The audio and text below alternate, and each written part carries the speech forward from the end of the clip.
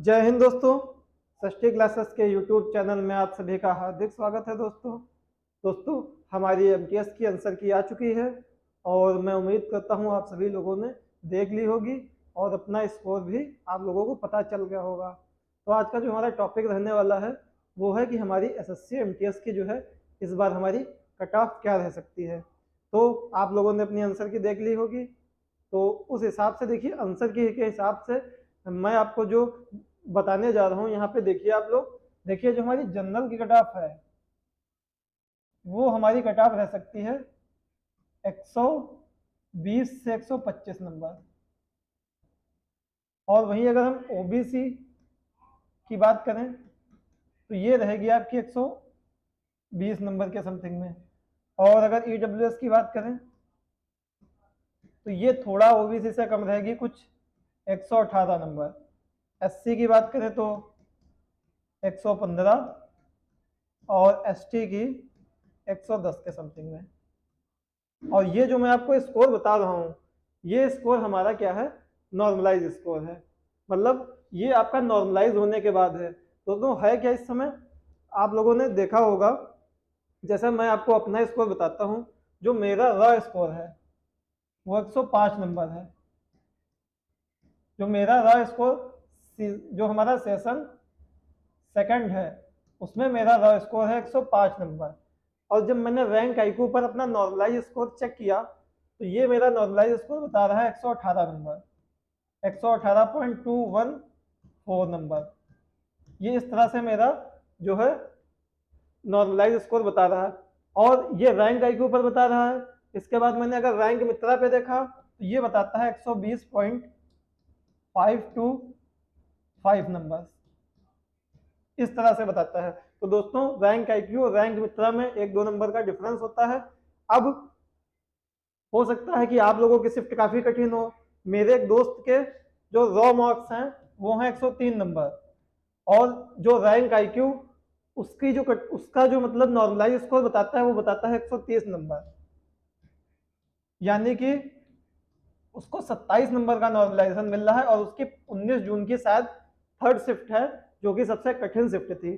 तो इसी प्रकार कुछ लोगों के नंबर हैं वो 115 नॉर्मलाइज रॉ मार्क्स है और नॉर्मलाइज मार्क्स उनके 118 ही दिखाता है। तो हो सकता है उनकी शिफ्ट बहुत आसान हो। तो दोस्तों देखिए आप मेरी एक बात याद रखिएगा, जो हमारा एसएससी इस समय जो हो गया है, जैसे हमारा जो पेपर है वो पहले तो चला 1 मई से 19 मई तक, फिर उसके बाद चला 13 जून से 20 जून तक।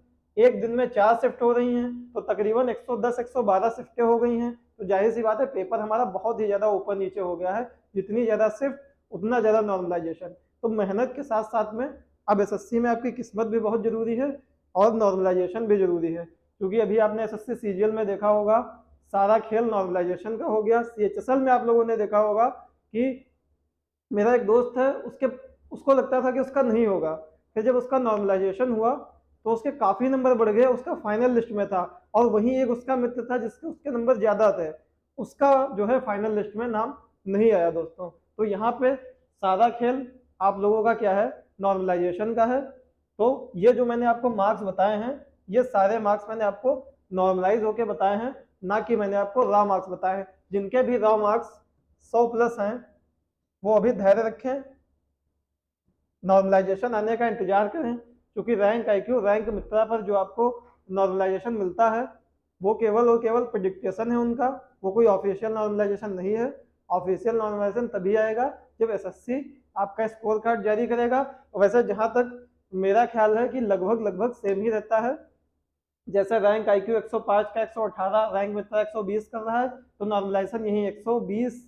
कभी कभी 2 नंबर ज़्यादा हो जाते हैं और कभी कभी 2 नंबर कम हो जाते हैं। जैसे हो सकता है मेरे 122 नंबर भी हो जाएं और हो सकता है 118 की जगह 117 नंबर भी रह जाएं। तो ये तो केवल प्रेडिक्टेशन है। तो इस हिसाब से आप लोग अपना देखिए कि 103 नंबर वाले भी अगर 19 जून की थर्ड शिफ्ट में हैं तो उनके नंबर 127 130 इस तरह से बनने हैं, तो वो भी एक हिसाब से सेफ हो जाएंगे। और मान लीजिए कोई बंदा है जिसके 115 नंबर हैं, उसके केवल 3 ही नंबर बढ़े नॉर्मलाइजेशन में, तब तो सारा गेम नॉर्मलाइजेशन का होने वाला है। और जब दोस्तों नॉर्मलाइजेशन होगा फिर जब कट ऑफ आएगी तो बहुत लोगों को बुरा लगेगा। आप ये समझ लीजिए कि लोगों के होश उड़ जाएंगे जिसके नंबर 100 होंगे, अगर उसकी शिफ्ट बहुत कठिन होगी, उसको अगर 23 नंबर का भी मिलेगा तो उसके 123 हो जाएंगे, और जिसके 110 होंगे, अगर उसको 5 नंबर का ही मिला तो उसके 115 ही रह जाएंगे, और वो बेचारा जो है कट ऑफ से बाहर हो जाएगा। क्योंकि एसएससी ने इस बार बहुत गलत किया है, ये 2 शिफ्टों में पेपर करा के और एक दिन में ये 4 शिफ्ट लेते हैं। तो कुल इस बार मेरे ख्याल से 112 शिफ्टों में बताइए इन लोगों ने पेपर लिया है एमटीएस का। अब 112 शिफ्टें हैं तो कुछ शिफ्ट इन्होंने इतनी इजी की हुई है, जैसे 12 मई की 1-2 शिफ्टें थी वो बहुत इजी थी, उनका मैंने देखा शिफ्ट एवरेज जो है 100 के ऊपर है, और कुछ शिफ्ट है जिनका शिफ्ट एवरेज मात्र 68 नंबर है। बताइए, तो जब इतना अंतर शिफ्ट एवरेज में आ रहा है तो जाहिर सी बात है हमारा नॉर्मलाइजेशन बहुत लंबे स्तर से होने वाला है। तो आप लोगों के अगर 100 प्लस नंबर है तो धैर्य रखिए आप लोग। बाकी ये जो है जनरल में आपकी कट ऑफ 120 नंबर जाएगी 80 प्लस, इससे कम तो दोस्तों नहीं होगा। मेरी बात आपको बुरी लग सकती है, फिर नॉर्मलाइजेशन के बाद अगर आपके नंबर 120 बन हैं तभी आप कुछ उम्मीद रखिए, और जनरल और ओबीसी डब्ल्यूएस में है तो 115 पर ही उम्मीद रखिएगा, इससे कम पर आप मत रखिएगा। हाँ 110-15 अगर आप 80 कैटेगरी में हैं तो आप उम्मीद रख सकते हैं, बाकी जनरल ओबीसी डब्ल्यूएस में 120 के समथिंग ही आप लोग उम्मीद रखिए। अब देखते हैं कि रैंक आईक्यू कितना सही बताता है। मेरे 105 नंबर हैं, रैंक आईक्यू 118, रैंक मित्रा 120 नंबर बता रहा है। आप देखते हैं जब ऑफिशियल आंसर किया जाती है। आप लोग भी दोस्तों कमेंट बॉक्स में अपने नंबर और अपने शिफ्ट का नाम और रैंक आईक्यू और रैंक मित्रा आपके नंबर नॉर्मलाइज करके कितने बता रहा है वो आप एक बार नीचे करिएगा।